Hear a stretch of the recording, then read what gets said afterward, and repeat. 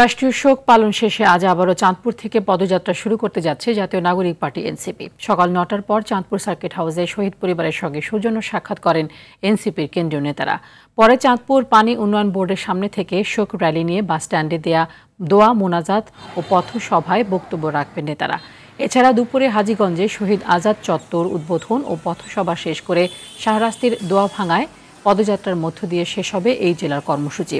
দলের আহ্বায়ক নাহিদ ইসলাম, হাসনাত আবদুল্লাহ, সার্জিস আলম, নাসির উদ্দিন পাটোয়ারি, তাসলিম জারা, সামান্তা শারমিন সহ কেন্দ্রীয় নেতারা এতে অংশ নিয়েছেন।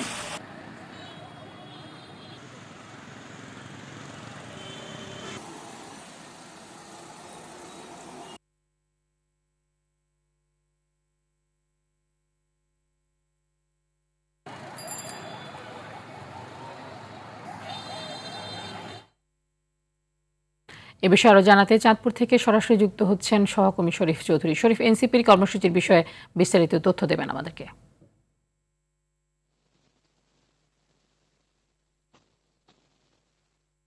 এই কর্মসূচি পথসভার কর্মসূচি এনসিপি শুরু করেছেন। সেই কর্মসূচির অংশ হিসাবে আজ চাঁদপুরে তাদের পথসভা, অর্থাৎ গতকাল রাষ্ট্রীয় শোকের পরে যে প্রথম শুরু হচ্ছে চাঁদপুর দিয়ে তাদের আবারও পথসভা। দীর্ঘ দুদিন বিরতির পরে আজকে পথসভা শুরু হচ্ছে। এই পথসভায় গতকাল কি হাসনাত আবদুল্লাহ সার্জিনের নেতৃত্বে প্রায় অর্ধশত নেতাকর্মী চাঁদপুরে এসে অবস্থান নিয়েছে। তবে এই মুহূর্তে এখন পর্যন্ত নাহিদ ইসলাম এখন পর্যন্ত ঢাকা থেকে রওনা হয়েছেন, এখন পর্যন্ত এসে পৌঁছেনি। যার জন্য যে জুলাই নিহত যারা শহীদ পরিবারের সাথে যে ৯টার সময় যে সাক্ষাৎকারের কথাটা, সেটা একটু বিলম্ব হচ্ছে, এখনো শুরু হয়নি। সে সাক্ষাৎকারের পরেই যখনই নাহিদ ইসলাম আসবে তখনই জুলাই যারা নিহত হয়েছে তাদের পরিবার স্বজনদের সাথে সাক্ষাৎকার শেষে তারপরে তাদের শোক র্যালি হবে পানি উন্নয়ন বোর্ডের সামনে থেকে। সেই শোক র্যালি শেষ করে তারা বাস স্ট্যান্ডে তাদের পদযাত্রা শুরু করবে। সেখানে তারা দোয়া এবং মুনাজাত শেষ করে তারা বক্তব্য রাখবেন সেখানে। তবে সে একটি কথা বলে রাখি, তাসলিম যারা কিন্তু ঢাকায় অবস্থান করছেন, তাদের ভিন্ন কর্মসূচির জন্য তিনি চাঁদপুরে আসেননি।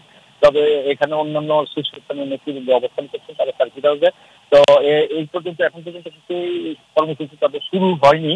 তো সেই শুরু হওয়া পর্যন্ত আমাদের কতটা সেখানে বাস স্ট্যান্ডে এখন পর্যন্ত পর্যাপ্ত আর্মি এবং র্যাব এবং পুলিশ মোতায়েন করা হয়েছে। চাঁদপুর শহরটাকে পুরো নিরাপত্তা ঢেকে দেওয়া হয়েছে, কোনো রকম যেন বিশৃঙ্খলা না হয় সেই দিকে।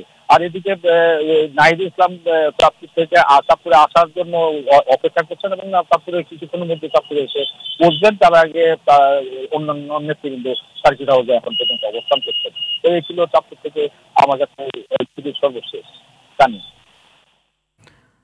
ধন্যবাদ আপনাকে।